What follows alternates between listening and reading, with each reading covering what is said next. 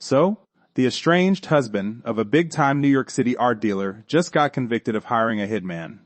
Daniel Sikkema, age 55, is looking at a mandatory life sentence after his partner, Brent Sikkema, age 75, was found murdered in his Rio de Janeiro home back in January. Daniel was arrested in April and found guilty in Manhattan federal court on charges of murder-for-hire conspiracy. The prosecution laid out a case suggesting Daniel used a burner phone to arrange the hit, all while going through a messy divorce. They say he funneled over $10,000 to the alleged hitman, who's currently locked up in Brazil, and promised him even more cash.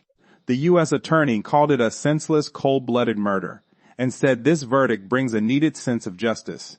Daniel's defense team is already saying they're disappointed and plan to appeal, claiming the case relied on circumstantial evidence. They argued that life is complicated and the truth isn't always clear-cut. Daniel's lawyer mentioned that Daniel is staying strong and hopes to be cleared later on. Brent Sikkema was a major figure in the art world, running a gallery in Manhattan that represented some pretty big international artists for almost 30 years.